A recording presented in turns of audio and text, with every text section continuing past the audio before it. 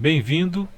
Vamos começar a apresentar o nosso projeto de conclusão de curso da Universidade Uniaselv. O projeto se baseia no microcontrolador e vamos trabalhar na internet das coisas. Na verdade, nós vamos trabalhar com aulas de geografia e vamos fazer a geografia das coisas. A ideia é conectar o mundo virtual da geografia com o mundo real, lendo a umidade relativa e a temperatura num ambiente remoto ou na própria sala de aula, para mostrar para os alunos como como acontece a importância da medição da temperatura e da umidade para a previsão do tempo, e também para possibilitar aos alunos conhecerem uma tecnologia que conecta o mundo virtual ao mundo real. E para isso nós vamos utilizar o microcontrolador Arduino. Bom, o Arduino, a nossa ideia aqui não é mostrar uma aula sobre Arduino, nós vamos apenas conhecer um pouco sobre essa tecnologia. O Arduino, ele tem um site chamado arduino.cc e lá você vai encontrar todos os tipos de Arduinos que você tem, mas principalmente você vai encontrar o software. Esse software, que está na versão, estamos atualmente, quando esse vídeo está sendo gravado, 20 de maio, está na versão 1.8.15. Esse software ele tem uma IDE e essa IDE possibilita a gente fazer a gravação de um programa dentro de uma placa e essa placa interagir com o mundo. E temos inúmeras possibilidades com essa tecnologia. Bem, vamos dar um passeio aqui no Mercado Livre e conhecer algumas placas para vender. Esse aqui é a Arduino Uno, né? É um bem comum. Ele usa um chipset diferente dos originais, né? Que é esse pequenininho aqui, né? Na verdade, ele ainda é baseado no ATmega 328, né? Que é um microcontrolador. E ele tem as portas digitais e tem as portas analógicas, e aí também tem essa entrada grande aqui USB, como é aquela das impressoras, né? E tem uma fonte externa para ser alimentado também. Esse projeto do Arduino aqui é um projeto mais sofisticado do que o Arduino convencional, que é esse modelo aqui, que tem o mesmo chipset, mas nesse formato e também na mesma porta.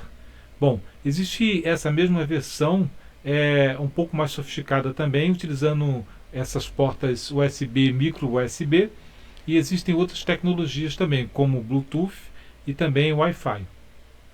Bom, eu vou utilizar não o Arduino propriamente dito, mas vou usar um outro equipamento que é compatível e utiliza a mesma IDE, que é o ESP, que é esse processador que está aqui, né?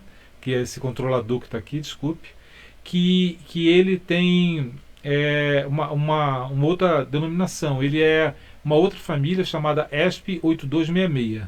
Bom, ele tem a mesma configuração para que a gente possa utilizar como se fosse um Arduino, né? E utiliza o mesmo software. Lá no software do Arduino, quando eu baixar, eu vou precisar baixar o programa específico da placa Vemos. Ela tem precisa de uma configuração, mas é bem simples, está bem explicado lá. Eu não vou explicar aqui porque vai perder muito tempo. E o motivo de utilizar é porque ele já vem com uma placa Wi-Fi. Existem controladoras e existem programas e hardware também para eu adaptar o Arduino, inclusive o ESP8266. Eu posso adaptar também e colocar aqui também para poder ele ler Wi-Fi. Mas essa placa em especial já tem o Wi-Fi. Então, como ela já tem o Wi-Fi, é mais fácil trabalhar com ela. Ela também tem essa micro USB aqui para eu conectar e também tem uma alimentação externa para poder funcionar. A vantagem de utilizar essa placa aqui é que eu posso, tá vendo? Eu posso dar vida a braços robóticos, posso fazer sensores remotos, tudo utilizando o Wi-Fi. Bom, o ESP8266 também tem inúmeras configurações. Vai desde uma placa minúscula, como também existem as versões nano do Arduino, como versões bem que já vêm com com relés para acionar grandes cargas, portões, ligar luz, ligar televisão, controlar a máquina de lavar, a geladeira, o que você imaginar. E a ideia é realmente essa, é possibilitar, dar uma visão para o aluno de geografia que está numa aula de geografia, que ele pode estar trabalhando com a internet das coisas, né? É um conhecimento transversal e ele vai poder ter acesso a uma tecnologia e ver como é fácil fazer. Nós precisamos do microcontrolador, precisamos do computador para enviar o programa para um microcontrolador. Uma vez enviado, eu não preciso mais do computador, né? Eu posso utilizar inclusive um telefone para fazer isso. E depois eu vou ficar controlando o meu microcontrolador pelo meu celular. Então eu vou ler a temperatura e ler a umidade no celular e ele vai ficar, como se chama, standalone. Vai gravar. Bem, vamos, antes de mais nada, conhecer como o programa funciona e como acontece essa transferência. Bem, essa aqui é a IDE do Arduino. Eu estou utilizando a versão 1.8.12 em 20 de maio de 2021. E aqui eu vou começar a ver o código propriamente dito funcionando. Bom, a linguagem que é utilizada é a C++. Entretanto, o Arduino ele tem ainda a possibilidade, essa IDE, de trabalhar com MicroBasic, que eu utilizo a linguagem Basic para fazer programação, e a MicroPython também. E existem outras linguagens também que eles podem interagir, mas essas duas são as mais utilizadas. Então observe que existe uma possibilidade muito grande e bem versátil de trabalhar essas questões aí. Nós vamos utilizar o código que vamos ver aqui vai iniciar carregando uma biblioteca chamada, vou usar um include, né, que é a ESP8266. Bom, essa biblioteca, a ESP8266, é a que se comunica com com a nossa plaquinha VEMUS, que é da VEMUS D1, né? Essa plaquinha VEMUS não é a plaquinha Arduino, mas ela é praticamente compatível. Existem, claro, muitas diferenças, mas a ideia é que ela seja compatível. Bom, então eu preciso carregar essa biblioteca, preciso carregar também a biblioteca Wi-Fi cliente, preciso carregar a biblioteca Wi-Fi também servidor, que é o nosso web server. O que é um servidor? A plaquinha vai se transformar num servidor. Ela, além de ser um cliente, também vai ser um servidor, para que o meu celular possa se conectar a ela como se ela fosse um roteador, como se fosse um modem, e a partir daí eu possa comandar, enviar informações e buscar informações dela. Então eu vou tanto enviar como vou buscar informações dela. O DHT é o sensor de temperatura e umidade. Então eu vou também carregar essa biblioteca. Eu poderia muito bem desenvolver esse código lendo a porta serial, né, e buscando informações, né, mas essas bibliotecas elas facilitam a programação porque elas já estão prontas. Então eu leio essa biblioteca e passo a trabalhar com classes, né, e passo a apenas ler parâmetros. E é muito mais fácil, muito mais rápido programar assim. Bom, aí eu inicio o meu microcontrolador dizendo que a porta digital que eu vou utilizar para conectar o meu sensor é uma porta digital chamada D8. Essa numeração é diferente do Arduino, e as portas do VEMUS, né, que está utilizando o microcontrolador ESP8266, também é diferente do Arduino. Inclusive ela tem uma porta muito especial, que é uma porta de touch, né? Ela capacitiva, e essa porta não tem nos Arduinos e ela é muito importante. Mas também não é o nosso objeto de estudo aqui, mas para você saber que ela está na porta chamada D8 e que existem algumas diferenças nas portas entre o Arduino e o VEMUS. Bom, aí eu também vou definir aqui já é um parâmetro, né, que eu vou utilizar, o DHT11, já é um parâmetro que eu estou passando para a biblioteca que eu chamei, né? E eu vou dizer para ela que eu quero que ele pegue esse tipo aqui, o DHT11, porque existem vários modelos, e leia na porta D8. Então como é que ele chama o parâmetro? Ele chama DHT e aí ele chama uma função dessa própria biblioteca, né? Ele pega o tipo 11 e vai ler na porta D8. Então é assim que ele chama. Esse é o sensor de temperatura DHT11. Ele é bem simples. As conexões dele são na 1, a tensão é de 3,3 a 5 volts, data na 2, 3 não utiliza e 4 no terra. Pronto. Já está utilizando, você já está utilizando, já está funcionando e você coloca na porta que você quiser lá, mas você tem que modificar o programa se você for botar uma porta diferente da minha. E é bem simples, você não vai ter muitas dificuldades para fazer isso. Você pode comprar também outros sensores e também modificar os programas, e geralmente quem vende esses sensores também já te envia um exemplo de código fonte para você utilizar. Bom, eu também vou criar a minha rede. Eu vou chamar a minha rede de DHT11. Então lá no seu celular vai aparecer uma rede que não tinha, chamada DHT11, como se fosse uma rede Wi-Fi, e você vai se conectar nela. E eu vou colocar uma senha. A senha é 12345678, bem simples. Bom, também eu vou passar os parâmetros, né, da rede. Eu vou criar uma rede, essa rede vai ter esse IP 192.168.4.1. O gateway, que é a porta, o IP principal dessa rede, vai ser esse mesmo número, e a máscara dessa rede vai ser 255.255.255.0, que é bastante comum, bastante conhecido para quem trabalha com computador, né?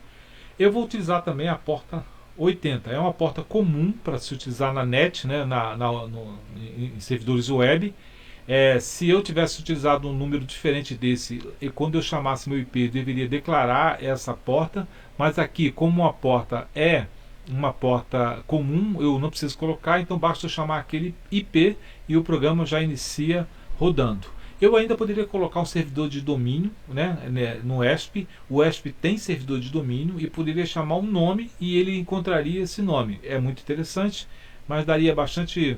O código seria maior, né, e seria mais conteúdo para apresentar. Mas você já fica sabendo que é possível também trabalhar com servidor de nome dentro dessa rede, né? Então aqui eu disse para ele que o web server vai rodar na porta 80. Bom, e eu resolvi fazer uma coisa também. Essa placa, como o Arduino, ela vem com um LED interno nela, como se eu estivesse ligando esse LED nela. Bom, eu vou pegar esse LED e vou criar um botão, como se fosse um botão de pânico, um alarme, né? Toda vez que a temperatura e a umidade estiverem num ponto que eu não quero que esteja, ou que tenha algum problema, eu posso acionar pelo celular e ligar esse LED. Bom, do mesmo jeito que vai ligar um LED, poderia estar ligando uma sirene, um alarme, uma lâmpada, qualquer coisa, ou um aquecedor, ou fechando uma janela, abrindo um portão. O importante é que você consegue remotamente acionar um dispositivo elétrico e energizando esse dispositivo. E isso abre porta para milhares de coisas, né? Aí eu digo para ele que a porta que eu vou usar é essa porta LED e essa porta built-in, né? Que essa porta aí ele mesmo reconhece que é do próprio, é uma nomenclatura do próprio Vemos. Bom, eu vou criar uma variável booleana, né, chamada high, é o LED status, né? Quando ela estiver high, eu vou ler, e quando estiver low, eu vou ler. Ela vai iniciar com o status de high, de alto, né? Vou criar uma string também chamada código HTML, né? Code underscore HTML e vou nessa variável gerar um código HTML. Aí você deve estar pensando, que código HTML é esse? Bom, quando você criou lá em cima um servidor web, o servidor web apresenta sempre uma página HTML. E eu vou ficar dando um refresh, eu vou ficar atualizando essa página, né, de segundos em segundos, né, na verdade, pouco mais de alguns segundos. E à medida que eu vou atualizando, eu vou atualizando os dados de temperatura e umidade. E quem acessar a porta vai receber um código, esse código HTML. Como é que funciona o protocolo HTTP quando eu chamo o IP? Ele carrega a informação que tem nele, né, e devolve. Então essa informação que tem nele aqui é um código HTML, né, e esse código HTML ele tem o cabeçalho, bem simples, né, mas também leva a temperatura e a umidade. Então aqui, ó, aquela variável de temperatura e umidade eu vou colocar aqui, né. Bom, aí eu entro na configuração propriamente dita do sistema. Bom, o sistema, a primeira coisa que eu devo fazer nele é ir no setup dele. Aqui eu vou definir o que vai acontecer. Então eu de cara vou aguardar delay 1000, ele aguarda 1 segundo, cada 1000 desse representa 1 segundo. Ele aguarda 1 segundo, porque eu não quero que ele fique lendo muita coisa e muito rápido, porque ele é tão rápido, né, a frequência é muito alta, e vai acabar atrapalhando o servidor HTTP. Então eu estou sempre dando um tempo, só que esse tempo é tão pequeno que o usuário em si não percebe que esse tempo está sendo pausado aí. Então eu de propósito dou uma pausa no microcontrolador para que ele espere que as coisas aconteçam, porque o mundo é muito lento para ele, então ele espera, porque se eu ficar mandando muita coisa, ele vai acabar se perdendo, né? E aí eu digo para ele, olha, eu vou pegar esse LED e vou definir como output. Então eu preciso dizer para ele que aquele LED da placa, ele é output. Eu estou dentro do setup, né? E eu estou fazendo uma pré-configuração de como vai funcionar meu programa. Aí eu vou dizer para ele também que eu vou carregar esse módulo Wi-Fi que eu carreguei aquela biblioteca. Tem essa senha e esse nome que nós já definimos. Aí tem essa rede com essa configuração que nós já definimos, e tudo isso está no Wi-Fi. Bom, aqui eu vou dizer para ele que toda vez que o que vai acontecer, isso ainda faz parte da configuração do servidor web, né? Toda vez que alguém fizer uma solicitação HTTP, ele vai fazer o seguinte: se a solicitação vier de uma página chamada LED ON, eu vou acionar uma função LED ON, que é para ligar o LED. E à medida que eu estou ligando o LED, eu também estou atualizando o código HTML e fornecendo temperaturas novas. Se ninguém pedir nada, né, se estiver na raiz, eu simplesmente chamo o meu conector também, que vai atualizar o código HTML só. E quando ele atualizar só o código HTML, ele também vai ficar com os dados atualizados. E uma vez esse código carregado, ele vai sozinho ficar se atualizando. Porque aqui, né, eu aqui no código HTML, coloquei uma meta informação, né, de que eu quero que ele dê um refresh, né, a cada 5 segundos. Então eu venho aqui e dou aqui um refresh a cada 5 segundos, né, que eu tenho aqui. Então eu venho aqui e coloco, ele sozinho vai ficando no refresh, e de 5 segundos ele atualiza a temperatura e a umidade. Bom, se alguém por acaso pedir um LED que ligue o LED, aí ele vai carregar essa função LED ON. Se alguém pedir LED OFF, ele carrega LED OFF.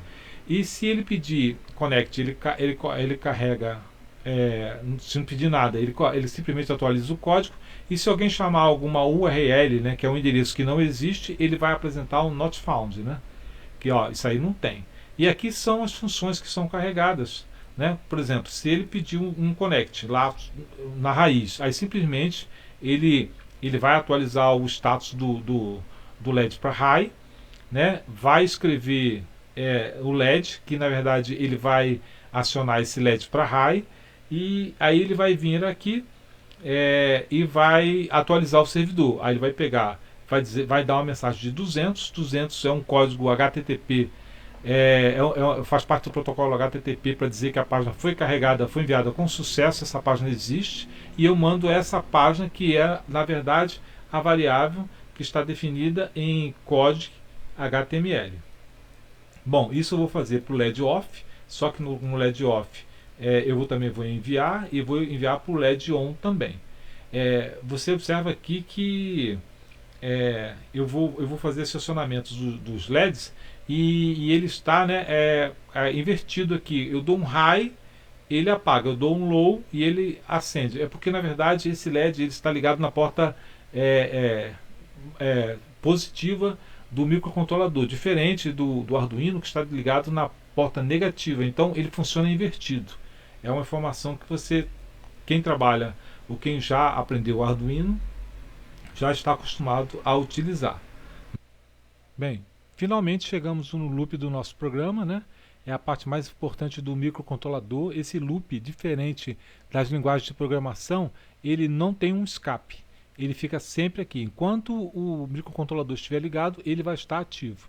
E a finalidade dele é ficar atualizando a temperatura e umidade lendo o sensor. Ele faz essas leituras e ao colocar esses parâmetros dentro das variáveis umidade e temperatura, ele faz uma atualização da base do servidor do código HTML. O código HTML, por sua vez, ao ser atualizado, ele recebe uma temperatura, que é aquela variável nova, e uma umidade, e assim, consequentemente, disponibiliza um novo código. Se a página estiver lá parada, automaticamente ela vai fazer um refresh a cada 5 segundos, e esse refresh já vai levar a temperatura e a umidade que em tempo real foram ativadas.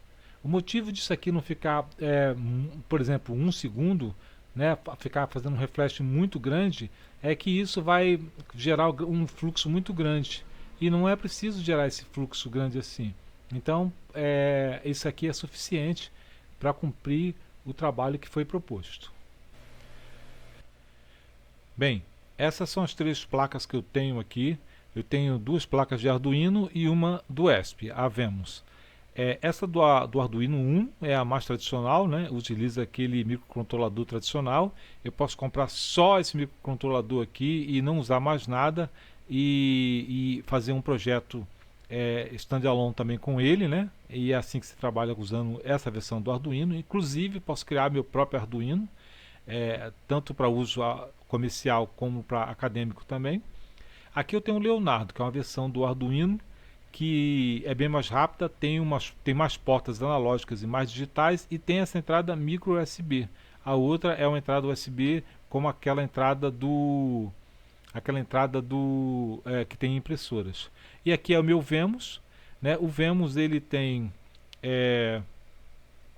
essas portas diferente das outras portas. Ele funciona também em uma tensão diferente, enquanto que o Arduino funciona com 5 volts, ele funciona com 3,3. Então muita atenção quando você comprar seus sensores, que devem ser de 3,3 volts para funcionar no ESP. E esse LED que está aceso aqui, que você vê, que é bem forte, ó, esse é o LED que nós vamos acionar. Ele está acionado por padrão, porque não tem nada rodando, como nós vimos no programa lá, né? Ele está conectado aqui na porta USB, e essa conexão que está ligada aqui na micro USB com a USB do notebook é só para poder transferir o programa. Quando o programa foi transferido, eu posso desconectar essa USB e aí ele desliga. Quando eu desligar, ele não vai perder o código que tem aqui, vai ficar funcionando e eu vou simplesmente alimentá-lo com uma alimentação externa que pode variar de 9 a 24 volts. Eu vou usar 12 volts. Ele tem aqui um diminuidor de tensão para 3,3, porque o ESP funciona com 3,3. E aí eu vou começar a funcionar lendo os dados do sensor e disponibilizando minha rede que já está pronta aqui também, e disponibilizando também o código atualizado HTML com a temperatura e umidade. Vamos ver então como isso funciona na prática.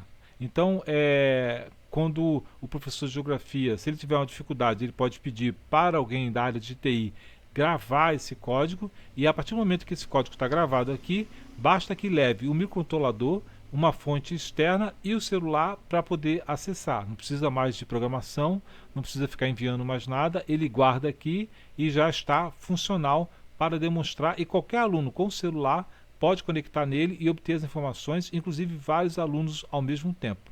E você vê aí como isso abre grandes possibilidades. Eu posso fazer, na minha linguagem de programação ali, eu posso fazer um micro chat para as pessoas conversarem e trocarem informações e todas conectarem no microcontrolador. E eu posso também acionar sistemas externos, posso tomar decisões também em relação à lógica que eu utilizo na linguagem. São inúmeras coisas que podem ser feitas. Então vamos à prática e ver como isso funciona utilizando um celular e utilizando esse microcontrolador usando uma fonte externa já separado do computador. O nome dessa configuração chama-se Standalone. Bem, então vamos ver como é que funciona na prática. E nós vamos inicialmente configurar o Wi-Fi. Vamos aqui em configurar. Vamos em Wi-Fi. E ali está, DHT11, ele já conectou, porque eu já havia conectado. A senha é 1, 2, 3, 4, 5, 6, 7, 8. Né? Você conecta nessa rede. E pode abrir o Chrome, o navegador, e digitar a URL. Quando você digitar a URL 192.168.41, que é aquela URL que nós definimos lá como sendo do gateway, do padrão dele, também do servidor, ele vai abrir o programa e ele vai vir ligado, como nós colocamos lá, né? E aí eu posso desligar. Bom, vou desligar. Bom, aí o que acontece? A partir de agora, de 5 segundos, ele faz uma atualização, né? Tá ali ele fazendo a atualização, viu? Passou novamente. E ele está dando uma temperatura de 24 graus e a umidade relativa de 11%, que é bem pequena, né? Está bastante seco aqui. E a temperatura 24 graus está também não muito quente, está normal. Bem, é importante para o professor de geografia saber relacionar a temperatura com umidade, né? E o que vai acontecer com o clima, né? No céu aqui está bastante cinza. Não está prometido chuva, mas foi o dia todo assim fechado. E imagina agora que eu quero acionar um alarme de acordo com uma temperatura qualquer. Eu venho aqui, ligar alarme. Quando eu ligo o alarme, ele aciona lá o LED, que é aquela luz, né? Então eu posso, do mesmo jeito que eu acionei um LED, acionar um motor ou acionar alguma outra coisa. Para desligar, né? Observa que ele é bem rápido. Quando você toca ali, né? Ele atualiza, ele liga e desliga. E ali em cima eu posso fazer isso através da URL que estou pedindo. Eu pedi o LED off, aí ele leu lá, né?